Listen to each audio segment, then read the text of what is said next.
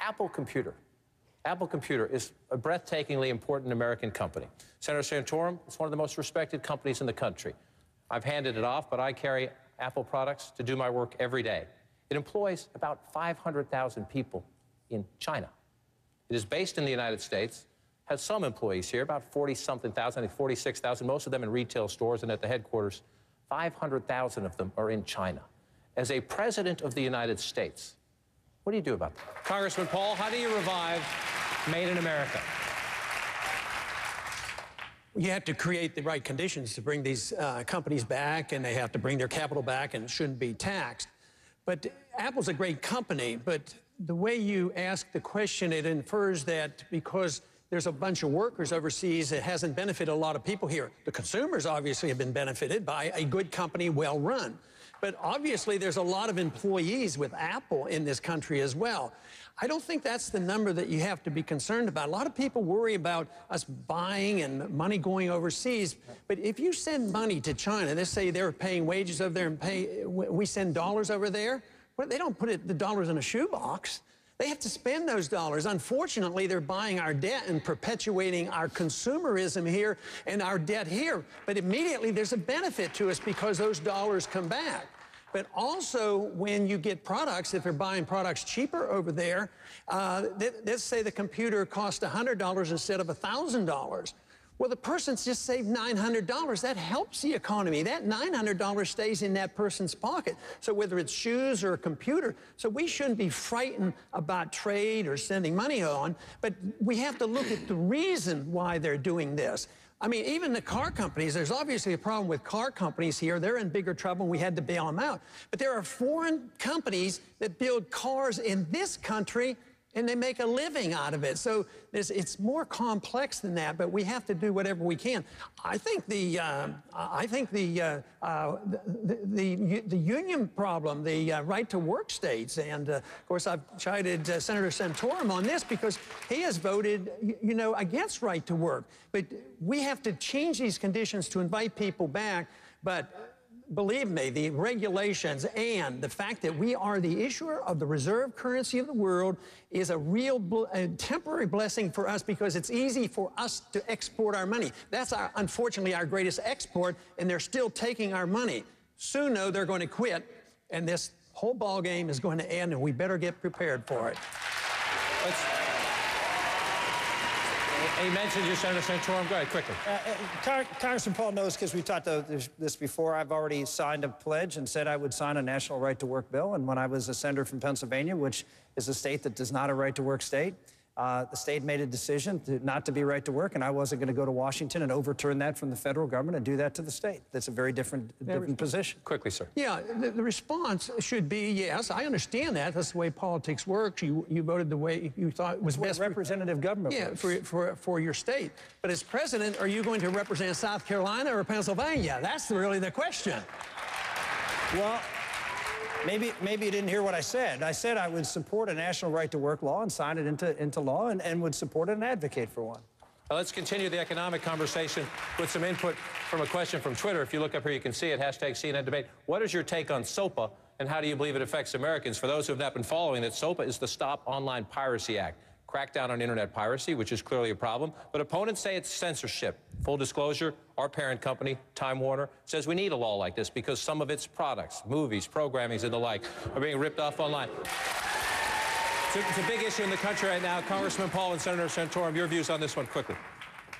I was the first Republican to sign on with a host of Democrats to oppose this law, and we have worked. We have had a concerted effort, and I feel like we're making achievement there. This bill is not going to pass, but watch out for the next one.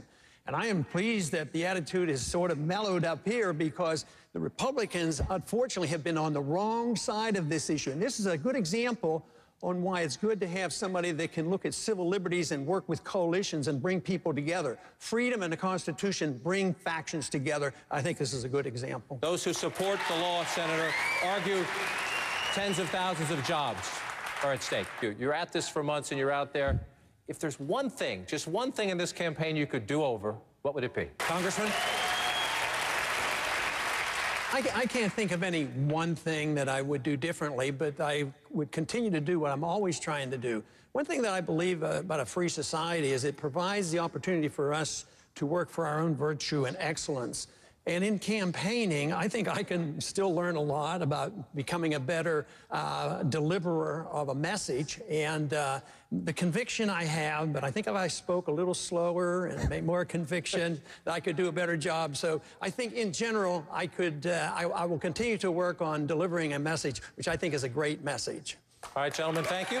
Let's get back to our issues discussion, and let's begin with a question down in our audience.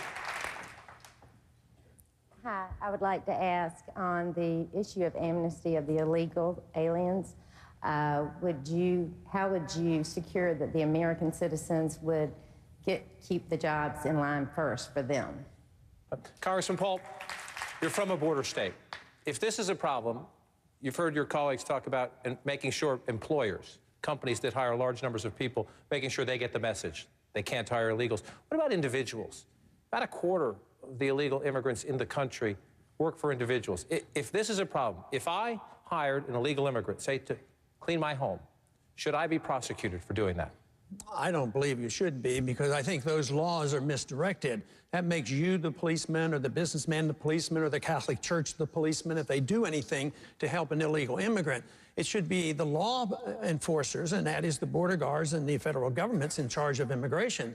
So no, I don't agree with those laws, but that doesn't mean that I'm soft in the issue of illegal immigration. Illegal, I can't imagine anybody standing up here and saying, oh, I'm for illegal immigration. We're all against illegal immigration. But I think what we fail to do is look at the incentives, and it has a lot to do with economics. There's an economic incentive for them to come, for immigrants to come, but there's also an incentive for some of our people in this country not to take a job that's a low-paying job. You're not supposed to say that, but that is true. But there's also an economic incentive in the welfare state for immigrants to come in. In Texas, we suffer from the fact that there are federal mandates that we have to take care of their medical needs and their educational needs, and it bankrupts some of our school districts and our hospitals. So it's those mandates. But we need a more generous immigration policy. It should be legal, but we need more resources. But I find that the resources are all overseas. When I was in the military, I was on the Pakistan-Afghanistan border, and that is a no man's land. You can't see the border. At least we can see the river south of Texas. We know where the Rio Grande is. Over there, we can't see it. But we're over there fighting and dying over that border, looking for problems. Why don't we take those resources and quit pretending we can defend those borders and put them on our borders and take care of our needs here? Go ahead, Mr. Speaker.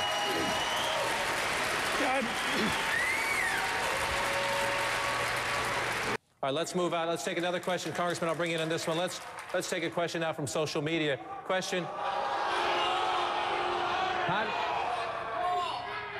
Before we move on, you want in on this issue? They want you in on this issue. Would you like in on this issue?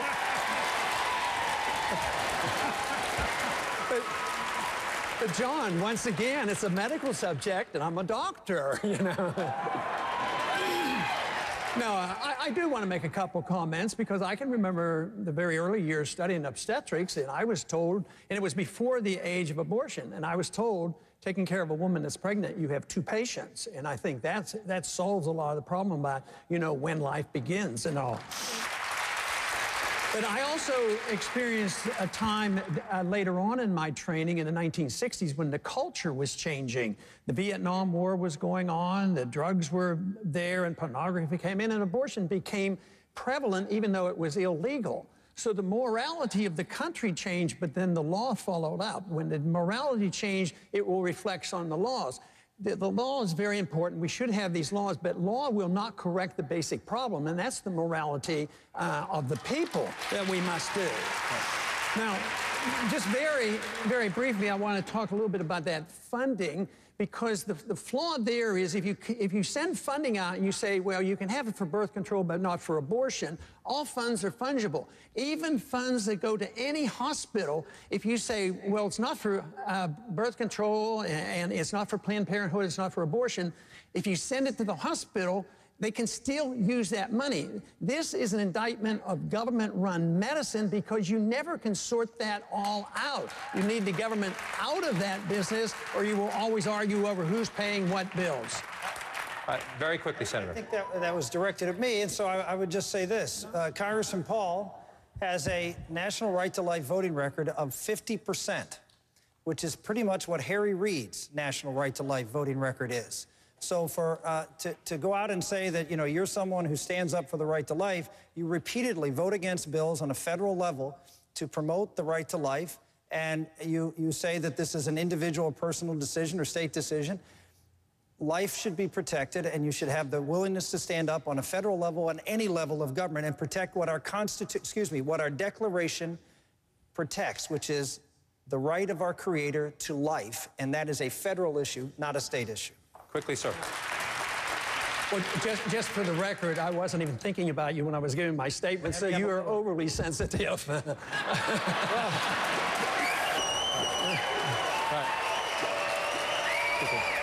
But it is true that we have a disagreement on how we approach it. I followed what my understanding is of the Constitution, and it does allow for the states to deal with difficult problems. Matter of fact, it allows the states to deal with almost all the problems if you look at it. It is not given, these powers aren't given to the Congress. I see abortion as a violent act. All other violence is handled by the states. Murder, burglary, violence, that's a state issue. So don't try to say that I'm less pro-life because I want to be particular about the way we do it and allow the states the prerogative.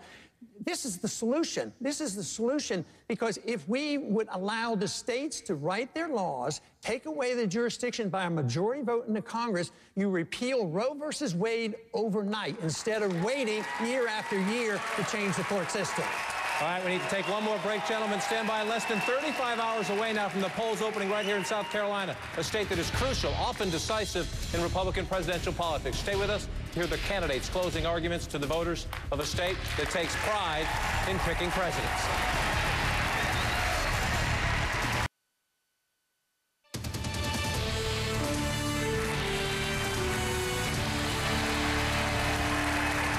Welcome back to the Southern Republican presidential debate.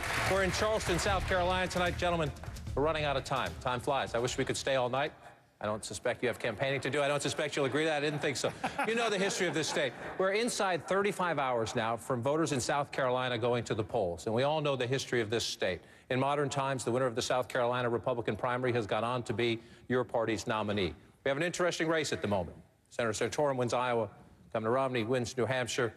Everybody's waiting to see. Most people believe if Governor Romney wins here, he would be the prohibitive favorite. I want each of you, since we have a short time left, and I'll start on the end, we'll come down the line. Congressman Paul, make your case. Make your case. South Carolina essentially faces this decision. Not so fast, let's continue the race, or embrace Governor Romney. Make your case to the people of South Carolina in these final hours. Well, South Carolina is known for their respect for liberty. And a lot of people will ask the question, they will ask the question in a way, what will you do for South Carolina, or what will you do for New Hampshire, what will you do for the various states? But if you understand liberty, it's equal for everybody, it benefits everybody. So if you have a protection of liberty, which is the purpose of the Constitution, protection individual liberty, and that means you protect the private property rights system. And if you do that, that benefits everybody. And this is what we have to do, is convince people that we can bring people together with the understanding of what those beliefs were that made America great. And it is freedom. It isn't this continued spending money and debt. This is the reason we're in a mountain of debt, and we have to deal with it. We really never even got around to talking about that tonight. And one of my very modest proposals, my modest proposal is in the one first year, cut $1 trillion out of the budget to get started. Because the debt bubble is the great burden. It's a burden to all of us. And as I mentioned earlier, these programs are going to go down if we don't get our budget under control. And we have to be willing to look at overseas spending and all of the entitlement system here in this country. Mr. Speaker.